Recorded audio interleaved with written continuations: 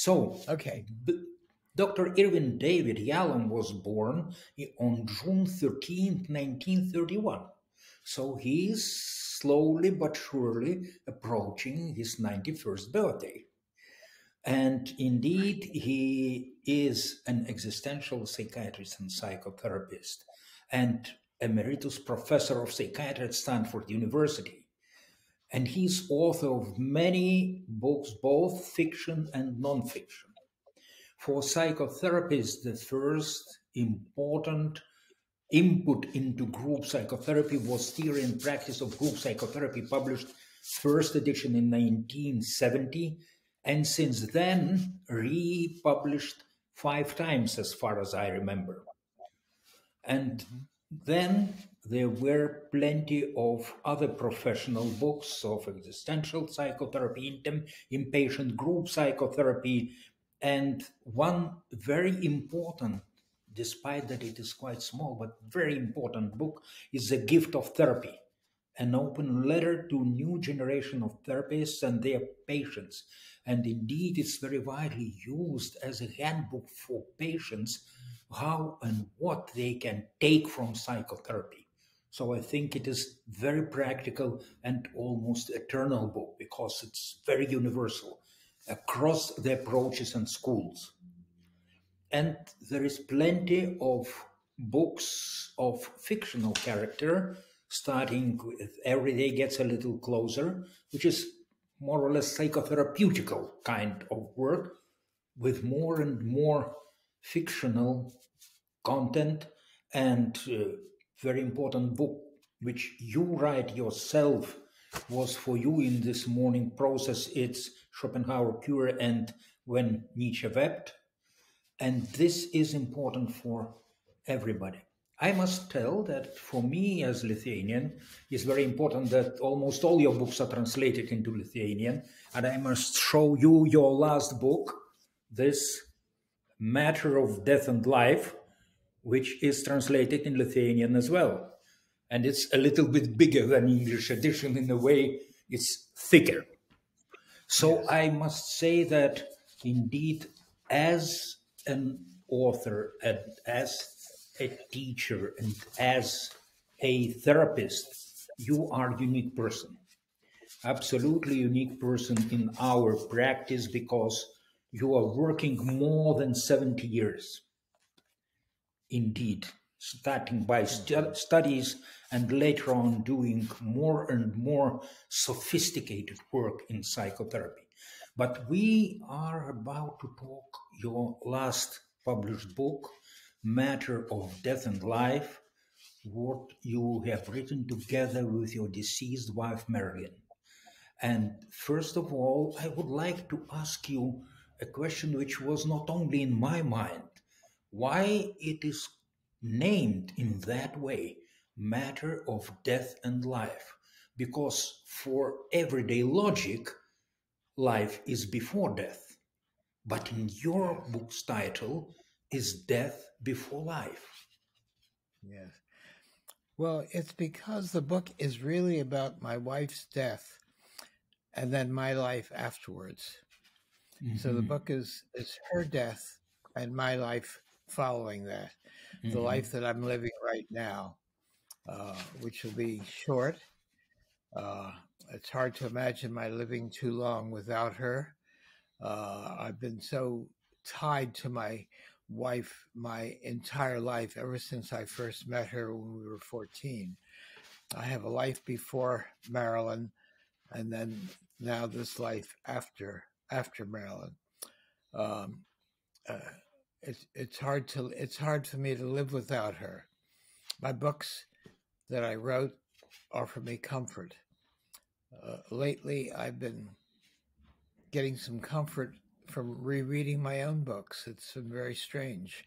At night, I read a few pages, a few chapters of the books I wrote, and that offers me a great deal of comfort. So I'm writing about my life after her death, which is, of course, the life of grief and how one deals with grief, how I'm dealing with grief. I learn a great deal about grief. I'm working with a very good therapist for the last year and a half. So I am thinking about grief and how I'm gradually getting through this. But I knew from the very beginning that I wasn't really going to get over this. Very few people have had a life where our whole life was lived with this one person. So I knew this was not going to be easy. But I have a lot of things helping me, including four very wonderful children, and lots of colleagues. And I'm living in a lovely part of the world, and I'm surrounded by Stanford University and surrounded by lots and lots of students that I've trained, and they come and see me and help me live my life more easily. So that's where I am right now, and I've been writing, and I'm just finishing a book. I'll talk about that perhaps later in the program. Um, I don't think my prognosis is very good when I'm not writing, because I've been writing all my life practically. Even before I met my wife at 14, I lived in a very dangerous neighborhood in Washington, D.C., and I spent a lot of time in the library. My parents were happy when I was in the library because they knew I'd be safe there. So I spent a lot of time in the library reading and writing poetry and writing stories. And when I met Marilyn, that was the binding force. And because she had never met a young boy who was writing like I did, because she loved literature herself. And she got her doctorate, became a PhD in literature, in German literature and in French literature. So I was a very unusual person. And our first dates, I was reading her my poetry and my stories. Before Marilyn, I would bicycle on my bicycle and I'd be reciting poetry to myself. But finally, I had someone I could recite it to someone else. I see. Professor, you are talking that you was really writing all your life. And I understand that in a way, this was a kind of canalization of the feelings and tensions you feel inside, if we think therapeutically. And does the writing of that last book helped you in a way to relieve your pain and suffering, or not so much? Oh, absolutely, absolutely. It, it I even now, even at the age of 90, this is what I look forward to every day. I have I have my rating, and that's the main thing. I have a lot of email every day, and I take care of that in the first hour or two, and then I can turn and write. I'm writing, finishing this book now, and I'm editing. It's not as much fun as making up new things and starting new stories.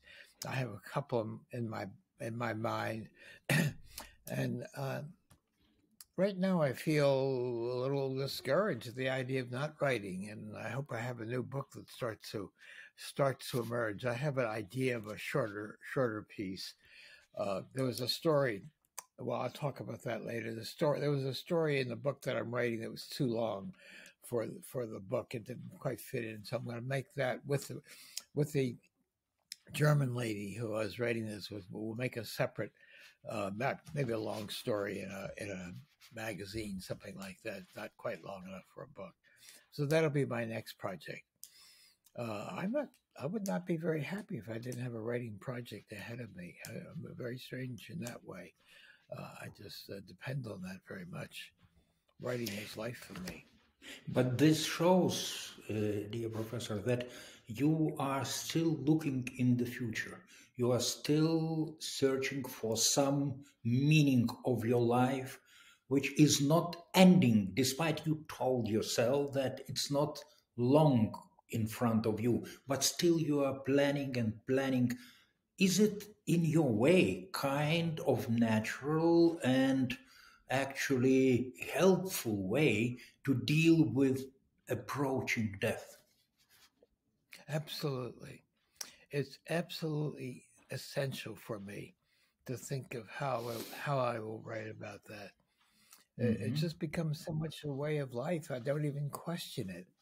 I'm happiest when I'm writing. I I I love to write. I just love it. It's get so much pleasure out of the words and putting them together.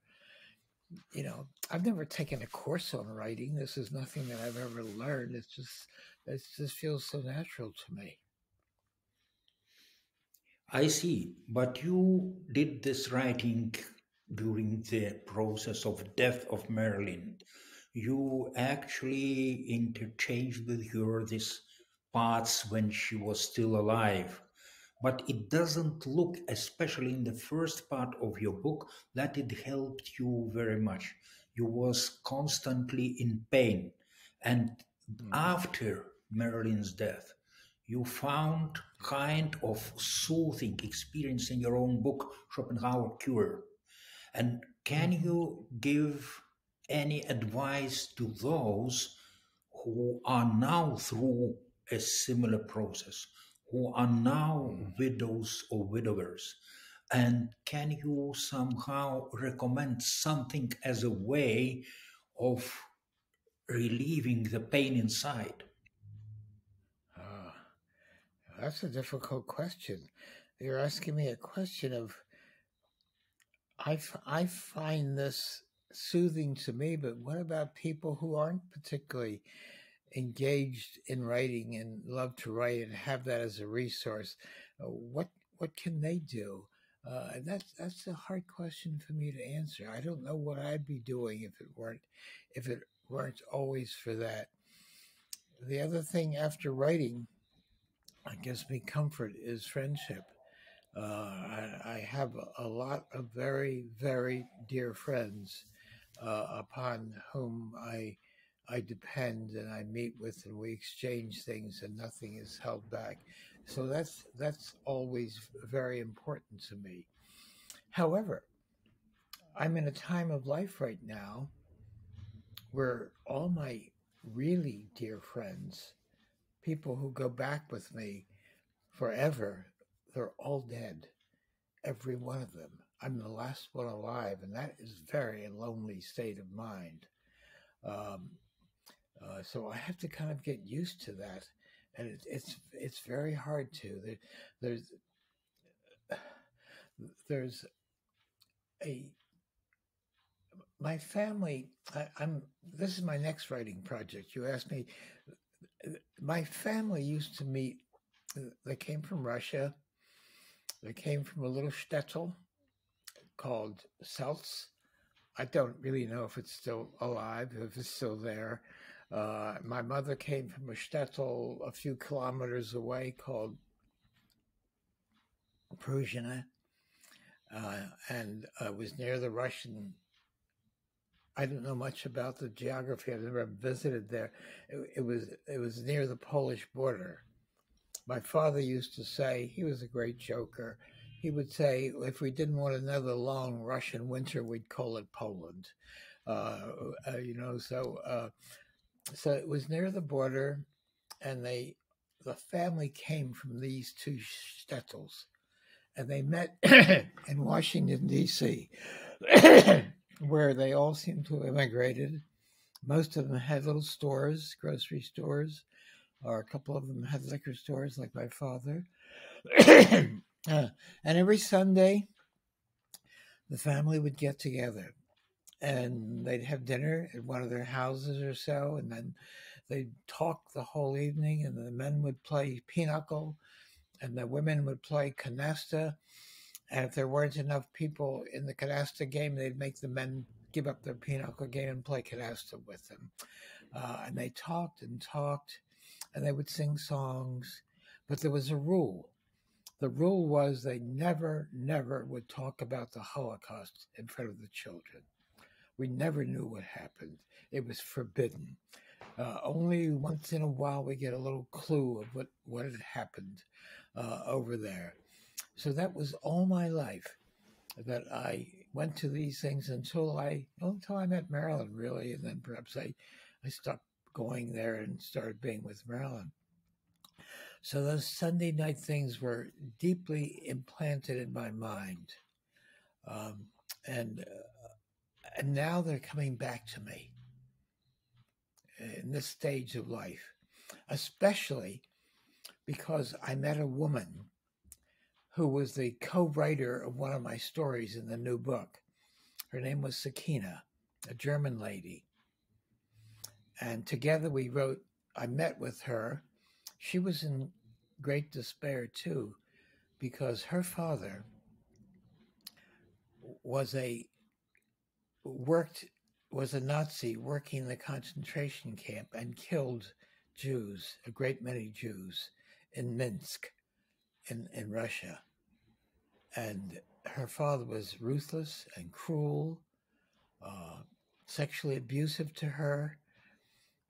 And she was born right after the war. Her father was awful. And when she was, and forced her to sleep with him. And when she was about 16, she got a good scholarship to a school in Germany. And she never came back home. Never returned home, never saw her parents again. And then she became a therapist. She's a remarkable woman. And then she decided, she met a Israeli man, teacher named Dan Bar-On. I don't know his work, but he's a very well-known teacher, and she worked with him. And then she devoted the rest of her life, she devotes 4 months a year to teaching psychotherapy for no cost in Israel. And then she called me for help with her problems. And she was one of my consultations. Only she wanted to meet again, and maybe a third time, and we did. And then I wrote a story about her, one of my 35 stories. But then it's very surprising to me, about a month after we met, I sent her my story, but in return mail, she sent me her story about her meeting with me. That was the first. Nobody else ever did that. So, and then we met again. I didn't meet with many people a second time. These are single sessions. Not that I think we should meet patients only once. It's only because my memory's so poor at 90 that I felt I couldn't do ongoing therapy. So I saw her again. I wrote a second story about her, about our second visit. Sure enough, 2 weeks later, she sends me her story about our second visit. So together we decided we'll publish a story, both of us, written by both of us. But now, as I'm looking at my book now, the story is 4 times as long as any other story. It doesn't fit in the book. So I'm going to find a way to publish it somewhere else. The two of us will write it together. She's a remarkable woman. So that's the one story that I've written that's not going to be in this book. But the reason I'm telling you all this is because of meeting her. Lots of stuff from those Sunday night dinners and my family and Prusina and self is coming back to me. Things I never even knew. It's not new. There's lots in the literature about the transmission of trauma from generation to generation that's even unconscious. And I'm beginning to experience stuff from the Holocaust, that I never knew that I knew. So that's been a new experience for me. And that's what I'll write with her. I understand, but Professor Yalom, let's look a little bit in your almost all your life interest in death matters, because your books like Schopenhauer Cure, The Matter of Death and Life, Staring at the Sun, are more or less all about death, about the process of dying. And I'm wondering, how do you think that maybe this secret kept in your Sunday dinners not to talk about Holocaust, which was transmitted on you unconsciously, was producing your interest in death. What is it, what it means, and how to deal with that? I think you're absolutely right. It wasn't conscious to me at that time. It wasn't conscious to me, but it's starting to come up. I've been having a lot of bad dreams. I've been trying various drugs they give me for depression or various things, and I get a lot of nightmares. One nightmare that I had, not so much of a nightmare, but it was after I met Sakina, the German woman. Mm-hmm. And the nightmare came, and we had the title of the story, which was what the Israeli student said to her: "We've been waiting for you." He came to her after her first talk. You know, we've been waiting for you. We've been waiting for a Nazi to atone for what his parents had done to the Jews. It's a wonderful story, a wonderful title to the story. I thought, we've been waiting for you. Then I had a dream, and the dream was, there was a dream maker that was visiting me and was saying to me, "No, I've got a better title for that story." And I'm saying in my dream, "What? I've got a good title already." No, we want you to give that story a different title. And the story is Psychotherapy Duo or Psychotherapy Duet. One of the two. They were offering me one of these two stories. That's very strange. But the more I began thinking about it, there was something to be said for it, because she was coming to me for psychotherapy, but I was getting it from her. You know, she was stirring up all these things about my past that I didn't know, I didn't think I knew. And so it was not only me giving her something, but she was stirring up all this past, all the Sunday night dinners, all the Holocaust ideas that were coming from the past. So that's when I was aware that my past, and in terms of the German Holocaust, was beginning to be stirred up in me. A dream I had not very long ago that I will write about in a story. My father had a younger brother. There were about 4 of them. The older brother came earlier, started a little grocery store in Washington, was able to send my father about $200 so that he could get my father over from Russia to the United States. And my father brought his sister over and another brother. So there were 4 of them. But my father's younger brother, whose name was Abe, he came over, but not in time enough to get his wife and children over. They were all killed by the Nazis. And then I suddenly had a dream, although it was a memory as well as a dream. And the dream was when I was 12 years old, and this is not a dream, it really happened, but I had forgotten it. When I was 12 years old, they took me to my uncle Abe. They gave him a little tiny grocery store in Washington, D.C., by the Naval Yard, which was a very bad part of town. And on Saturdays, he used to cash checks for everyone who got paid working at the Naval Yard. And he would make them little sandwiches, and that was how he made his money. But on Saturday, they sent me to the bank. I was about 11 or 12 years old. I think they sent me in a taxi cab, and I went into the bank, and the manager was waiting for me, and he took me into his office, and he put a band around my waist and stuffed it full of money. I don't know how much, a couple $1,000 probably. And they wrapped it. Quite a money at that time. A money belt. It was a lot of money at that time. It's a lot of money. Like a money belt. They put my shirt back on, and then they sent me to my uncle's store. In the dream, in the dream, I had to walk the 10 blocks to my uncle's store, but now I know, I remember later that that wasn't the case. They wouldn't do that in that neighborhood. They put me in a taxi cab to my uncle's store. As soon as I got there, my uncle grabbed me, took me in the back room, took off all the money from my waist, and used that money to cash the checks. And then after that, I went to my aunt's little store 2 or 3 blocks away, and she let me play the pinball machine the whole rest of the afternoon.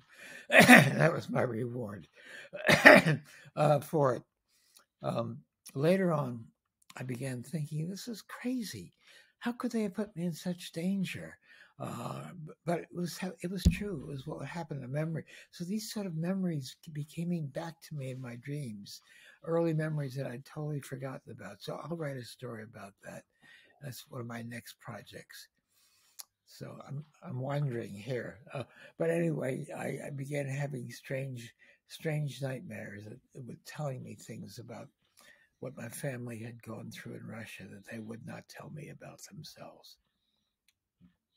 But in a way, it's not only nightmare, but also in a way a kind of inspection. What was your life constructed of? What it was composed of in meaning of your relationships, your topics you have been allowed to hear, and in a way your family was creating some kind of personality which should be, let's say, happier and healthier than they were. And I am wondering that it didn't work in that way exactly. Yeah, I like the way you're putting it. I hadn't quite thought of it in that way, but I think you're very accurate about that. Yes, that's wonderful. Mm-hmm. I didn't know I was going to get therapy today in this session, but you're doing it very well. Thank you. We can't quit our profession, unfortunately. That's right. But I'm very grateful yes, for it. but I must tell one thing which surprised me in your book very much, because all chapters but the last one were written very openly, very, I would say, objectively, describing the facts, describing the history, describing the feelings and emotions of both of you. But it was a little bit a kind of documentary story. It was a little bit more scientific in a way to help every reader to understand what is going on. And one of the very strong statements you used through all this text was that the death is final, and after that nothing will happen, and therefore one has to say goodbye forever and don't, in a way, think about that anymore. But in your last chapter, your text becomes a poetry. Your text is talk to Marilyn in the first stanza, and you indeed are talking about your feelings, pain, and joy to live with all your life. And this changed all the atmosphere of the book, essentially. Can you tell a little bit how this switch happened? When I was with Marilyn, you mean? Yes. How it all happened. Yes. It changed my life tremendously. As you're talking, another thought's coming up into my mind. This is such an important part of my life, and it never came to me when I was younger. It never came back. I started therapy. I've been in therapy a number of times, and people with the kind of childhood and youth that I had need to be in therapy many times. We know that the trauma of early life, it doesn't go away. And when I talk to people and I see they've had trauma in very early life, I know immediately that these are people who are not going to get over this childhood trauma. They're going to need therapy over and over again. As you know, there's a major test in our field called the ACE test, which stands for Adversive Childhood Experience. And they give a score to this. And I know people who have had a high ACE score are going to be needing therapy on many occasions. And that certainly would be true for me. So, and yet I started therapy when I was in psychiatry. I was at Johns Hopkins, and it was considered that we all should be in therapy, of course. The most important part of becoming a therapist is to be in therapy yourself. I've always taught that. But I started therapy with a traditional psychoanalyst, an elderly woman, not Jewish, who knew nothing about Judaism, nothing about the childhood, nothing about and it never, ever came up in my 600 hours of therapy with her, 4 times a week for 3 years. That was my first therapy, 600 hours. It was worthless. You know, It was a no waste of time and money. A waste of time and money. It would have been so precious for me to have gotten into therapy. I'm with a therapist now, and I'm doing a lot of work. What a terrible experience that was. I never even saw her. You know, she's sitting behind the couch like analysts do. I have to crane my neck to see her. Never we talked about our relationship with one another. I'm so sorry I didn't know enough to get out of that and to get into another kind of therapy. I'm with a therapist now who's quite wonderful in helping me relook at all those things. So, yeah, I don't think the therapy I had early on in life was really useful. I had some therapy. I've written about this. I don't know where I read it so much. I forgot where I wrote where, but I remember that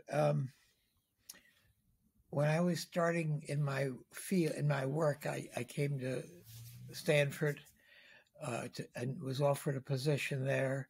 I was very lucky. It was a brand new medical school. Stanford used to be in San Francisco. They started one on the Stanford campus 30 miles away. And we brought in new people, all of us about the same age, 6, 7 young Turks. And we all started a new department. And I was given a lot of freedom by a chairman named Dave Hamburg, who somehow saw something in me that he felt he's going to let me do whatever I wanted. Didn't give me a job, didn't tell me I had to do this or that, just let me be. And I began to do all sorts of interesting things for me. One woman that I saw in therapy for 5 or 6 times had cancer of the breast. It was metastatic cancer. It spread to other parts of her body, and it was fatal. There was no treatment for that. And after seeing her a few times, she said to me, she knows I do some group therapy because I learned how to do that with Johns Hopkins. Why don't you start a therapy group of women like me? I have several friends who have the same disease I have. Would you start a group with my friends? All of us have metastatic breast cancer. I agreed to do that. No such group had ever been done, ever. And I started to meet with these women. I met with them for years and years and years. Everyone died after a year or two. New people came into the group. It was an unforgettable experience. But it also began to have its effect on me. I began to experience a lot of anxiety about death and was preoccupied with death, my death. Began thinking of my parents' death. And then I decided to get myself into therapy again. And a book that had enormous influence on me when I was a student psychiatrist, called by Rollo May, who's a very well-known figure in the U.S. It was a book called Existence. And after reading that book, I decided I I had no experience, no courses in philosophy, because I was so busy taking science courses to get into medical school that I decided I better learn something about philosophy. So I started taking courses, night courses in philosophy at Johns Hopkins, and for the whole year, every single day I went to learn about philosophy. So I respected this man, Rollo May, very much. And he had just moved to California just at this time. So I asked him whether I could start therapy with him, and he was very willing to do that. I drove to his home. It was about an hour, 20 minutes away from my home in California, and I saw him for about a year and a half. He was very helpful, but it was very helpful to talk about, be able to talk about death. Death anxiety with someone who knew something about it. So I'm very indebted to Rollo May. Years later, I became very close friends with him. In fact, I was with him when he died. His wife called me and he said he wanted to see me. So I was with him the moment that he died. And so he was highly influential in my work. So that was a course of therapy that was extremely useful to me and helped me deal with a lot of my death anxiety. Now, in my work, in my own grief, it's remarkable to me how little death anxiety I have right now. I think about Marilyn, and then the thought comes to me. It's a strange thought. It's totally out of line with what I really believe. But I'm saying to myself, when I die, I'll be joining Marilyn. And I feel comforted by that.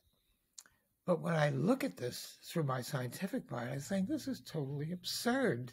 This is crazy. I'm not going to be joining Marilyn. Marilyn doesn't exist. There is no afterlife. I've been a confirmed atheist since I was 13 years old when I was studying for my bar mitzvah. I asked my father, Dad, do you believe in God? And my father, who's a good kosher Jew, who went to the synagogue when he could, not on Saturdays when his store was open, but he was considered himself Jew. But he said to me, he looked at me and says, how can you believe in God after the Holocaust? So I see that as if it happened yesterday. So no, I've never believed in God. I've never believed in any of a religious dogma. And yet here I am. I'll be joining Marilyn, and a wave of comfort comes over me. So I see these two parts of my mind just unrelated to one another. So I realized the comfort that religious belief can offer to people, even though maybe the scientific part of their mind doesn't believe it at all. So that's what's happened to me. I don't have any fear of death. And a large part of that is due to the fact that I have no real regrets about my life. It's the opposite. I cannot believe how well I feel I've done with my life, given the start that I had to my life.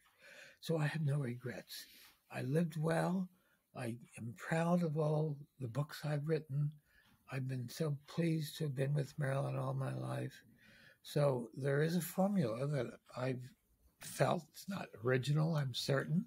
But the formula is that the fewer regrets you have about your life, the less anxiety you're going to have about dying. And that's been very true for me, and it's true right now.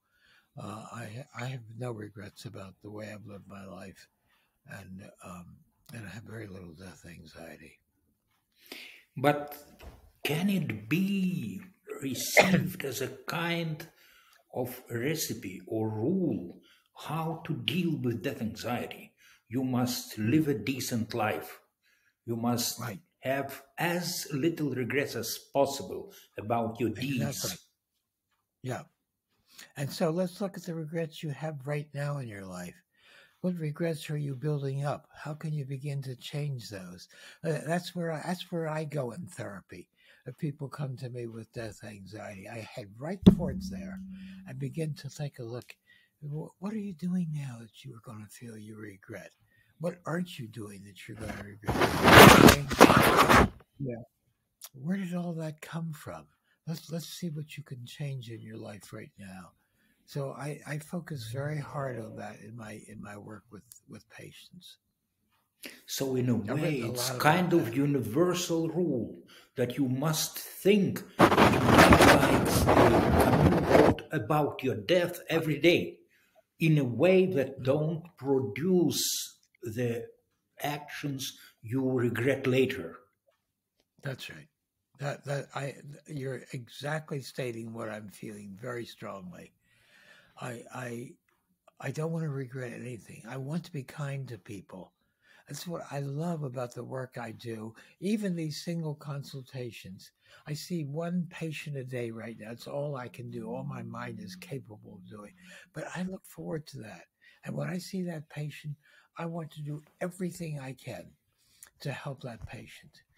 You know, I have a patient who's had this terrible, terrible early life. It's been awful.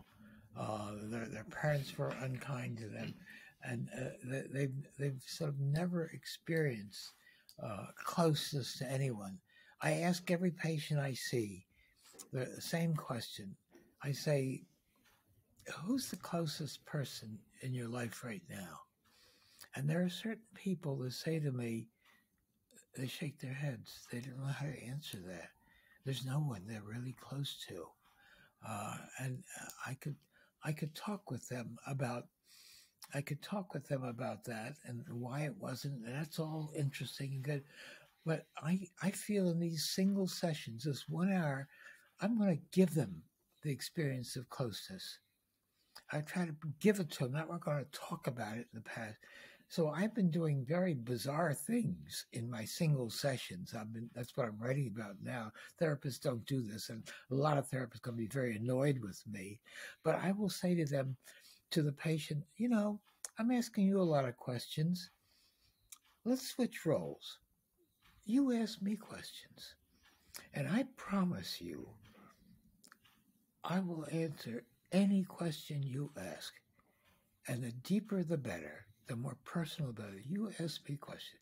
Patients look at me bewildered. They never heard a therapist say anything like that. I say, I'm serious. Ask me a question.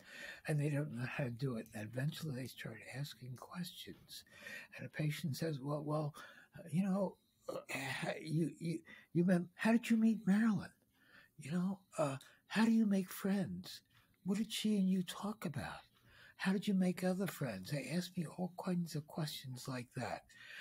And I answer very openly and honestly as I can. And by the end of the session, they are in tears. They will say, this is the closest I've ever been to anyone. Makes me have tears as I even think about that. So I try to offer them in the session an experience of closeness, not a discussion of closeness. So I'm doing various things like that with a lot of disclosure, a lot of being open with them, a strong focus on what we call in doing group therapy, we work on the here and now. We're not working on the past, we're working on what's happening right now between you and me. And I do that extensively in these consultations, and without fail, it makes the meeting more important and more meaningful to them. And over and over again, I have patients who write me. I ask everyone to write me in 4 weeks. Let me know what this has been like to them, and I'm trying to improve my therapy even at the age of 90. Tell me what's happened in this session that you remember. And every single one writes me back saying, I'll never forget this session. So I'm trying new things, even at my age, to try and move into the here and now with a great deal of power and force. So that's what this new book's about. But dear professor, you are actually creating the existential meeting moments. And this existential meaning means that people are living through experience which probably they never had in their life. So therefore Exactly. it can be very deep and very moving. Exactly. That's exactly what I'm trying to do. I want to give them an experience that they never had before in their lives. Yeah. And Mhm. it's more useful, I think, for people who've had a very, very deprived early life. I think for those people, this is especially important for them. But I imagine that this has also the other side of the process. You also feel something new because these biographies of your patients are really very bizarre, very painful, very strange. And you also are living in that existential moment too. Yes, yes, yes. And if I say to people, who are you closest to? And they shake their heads and they look bewildered and they can't answer me. I know exactly where I need to go. I need to offer them closeness, even if it's just for this 1 hour, and answer any questions I want to. Any questions they want to ask me, and it never has backfired. Uh, Mhm. But in a way, you told at the beginning of our conversation that you are feeling now quite lonely because all your friends you was living through all your life have passed away, and you are now the last one. So isn't this your loneliness also a kind of existential fact in your today's life? you're asking quite a wonderful question. Really, you're asking a question that no one else has really asked, which is its therapy for me as well. I'm having this kind of closeness, even for this 1 hour with this person every day with someone else. And it's very, very healing for me as well. With all the close people I know, uh, that, uh, that I have this closeness, of course, with my 4 children, but even with children, there's some things you don't say, you don't feel. So yes, I have that experience of closeness, even though I'm lonely, even though I spend my evenings alone, uh, I, I miss this closeness very much. It's very hard for me to be without my wife. So, doesn't it mean that you are actually waiting for the next patient tomorrow? Because again, it will be something completely unexpected and actually quite deep for you as well. Yes, you're absolutely right. Yes, I look forward to the patient I'm going to see.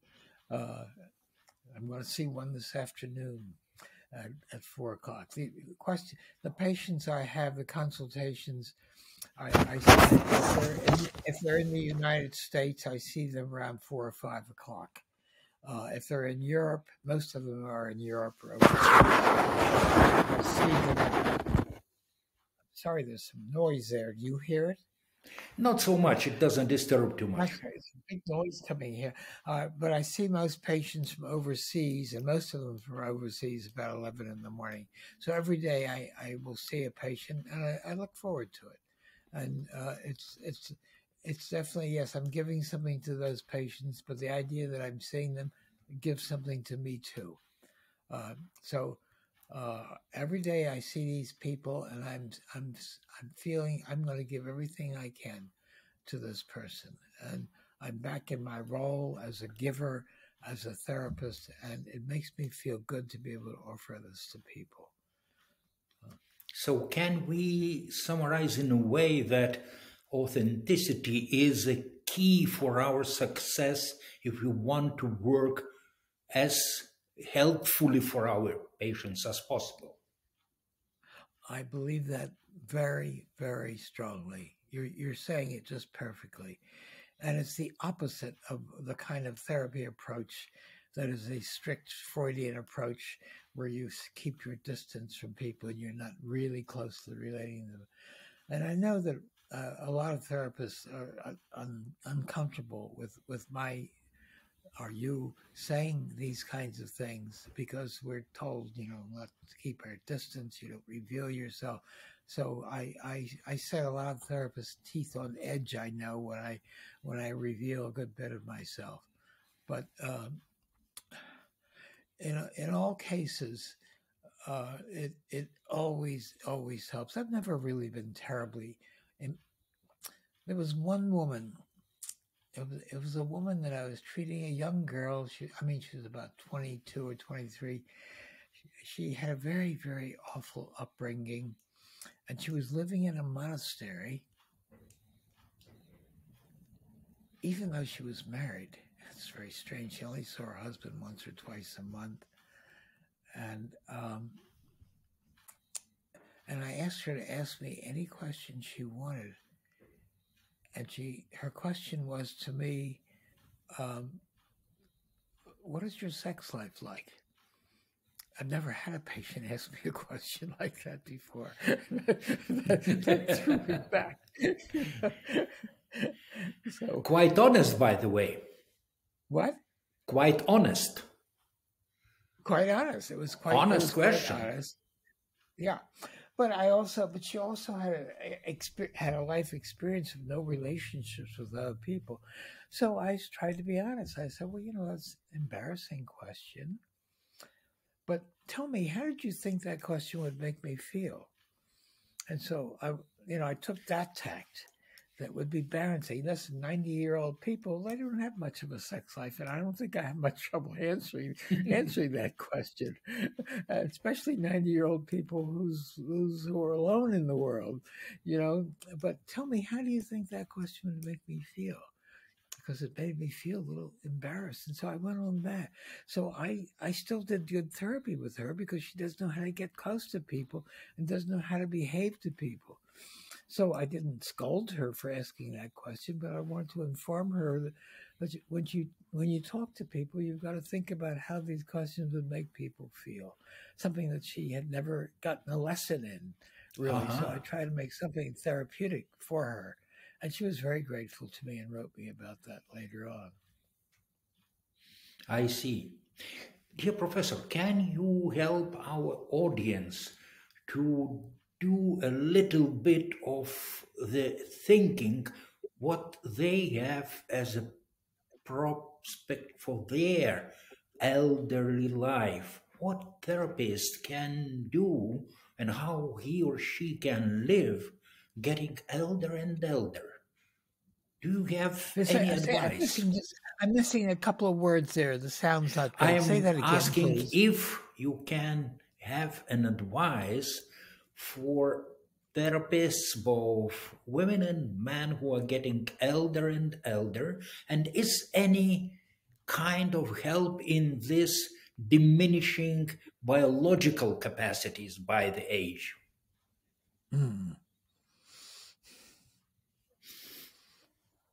Well, you're educating people about what lies ahead, because it lies ahead for all of us as we get elderly. And I tell them what is meaningful for me. I tell them the feelings I have about regrets and no regrets in life. How I feel that's so important to me. I urge them to take a look at what regrets they have for what their life is like right now and how can they change that, and how I'm living now with very few regrets. And what are the regrets I have about the past?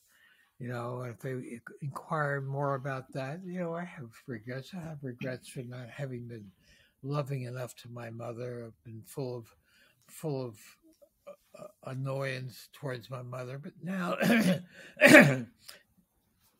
now I feel very differently towards her, and I wish I had been kinder to her.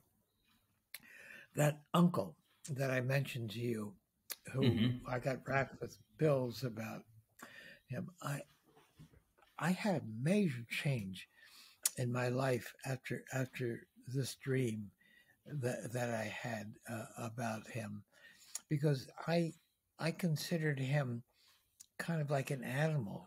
He had no manners. He he was not kind to anyone. But as I started to have this dream and to rethink about his life and having his wife and children all killed, and what I remembered was I played pinochle with one of my good friends from medical school, the most honest man you've ever seen. I love this friend. He's my lifelong friend. His name was Herb Kotz. We played pinochle with my uncle one time, and my uncle accused him and me of cheating him for money, and I was so ashamed of my uncle. He's like an animal, I thought. How I would never have had anything to do with him, never had my friend with him. And now, after the dream, I think I'm just full of empathy for this man. I never realized really what he went through to have his wife and children killed by the Nazis. So I just have more of a loving feeling for this man now as I think about it. So that's changed for me. I understand. So this means that dream had given you a much deeper understanding of the nature of his aggression, that it was indeed the pain which is surfacing in this way. Exactly. Yeah. I would love to be in therapy with you. You put things in a way that is very helpful. And in another life, yes, I would have loved for you to be my therapist. Maybe I should ask you for a fee. But if to come to the essence of our interview, Professor Yalom, I would like also ask one question about the therapy as a phenomenon in the world, because we are living in quite dangerous times. Indeed, we are in the height of the pandemics. The hundreds of thousands of people are dying for that virus. Yeah. We are in a big danger of possible war. And Ukraine crisis is not a joke. So we have plenty of existential situations which are making all the world anxious. Is any role for psychotherapy and psychotherapists in that world which is shaken by crisis? The crisis is so severe now and so dangerous. It's so hard to answer that question, but at least what we can do in this hour or two or hours that we're meeting people there, we can offer some comfort and some sense of intimacy and some sense of caring. So we remind people that we're capable of doing this. I mean, that's what I feel. I think the last thing that people need right now is a distant therapist who doesn't want to relate to them. And when I'm looking for therapists who refer patients to, I keep saying, who do I know that will be close to this patient, who's willing to offer himself and herself to her? So I do that very often.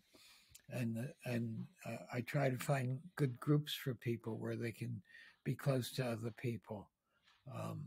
I'm still a firm believer in group therapy, and me too. I am group therapist all my professional life.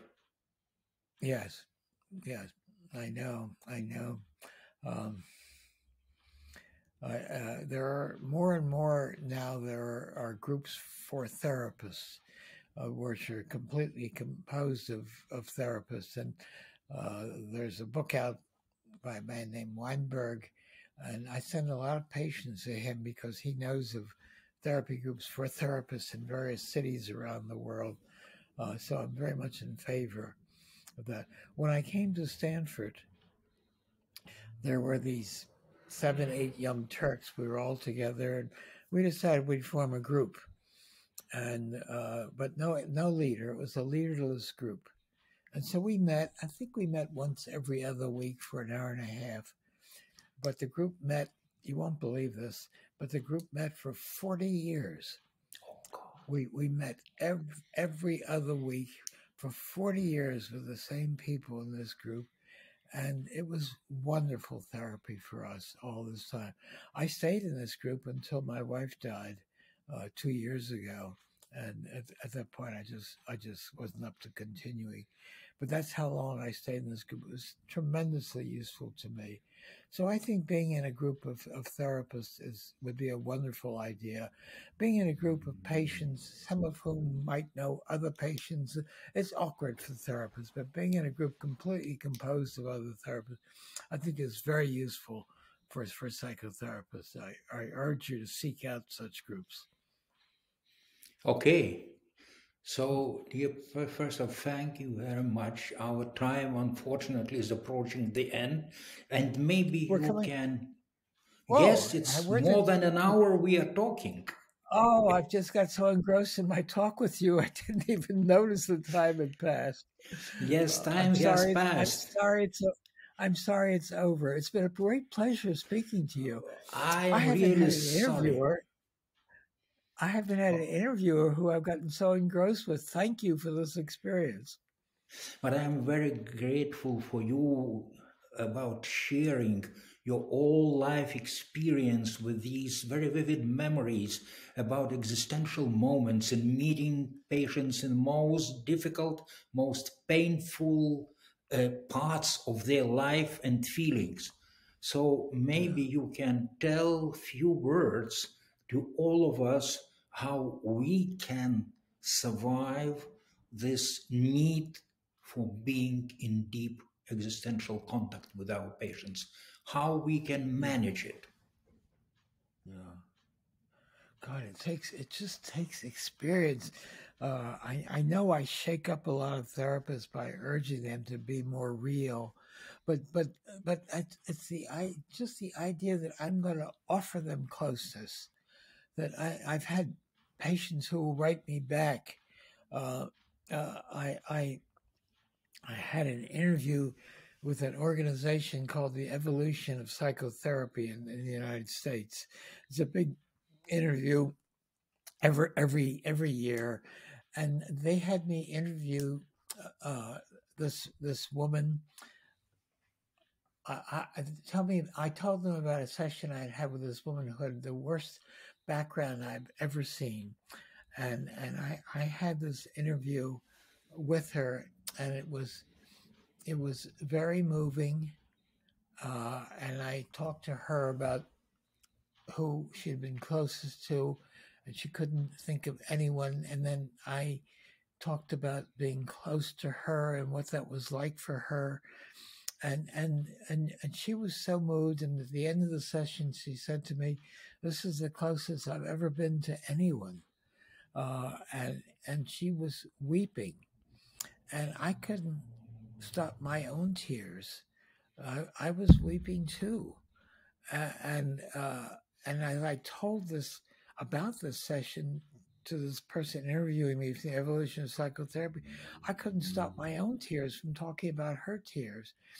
And then after the session was over, they were taping it. About 2 weeks later, I was so embarrassed by my tears that I called the evolution of psychotherapy back. I said, when are you going to show this? They said in a couple of weeks. I said, well, I'm feeling a little embarrassed by my own tears about this. I'd like you to cut that part of the session out of the program.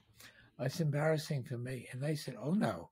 He says, that's the most moving part of our entire program, to show that the therapist can also have tears and be so moved by the contact they've had with that patient. It takes a little bit of maybe courage, a lot of devotion to really give yourself that much to a patient, knowing that this is going to be helpful. But I urge you to try to do that. You'll sleep. But in this way, Professor Yalom, you are talking, not only giving yourself to your patient, you are also opening yourself to yourself. In this deep way of feeling the patient's pain, you are reopening something inside you. Open yourself to yourself. I love the way you put things. It's good. Yeah, I like that. Thank you.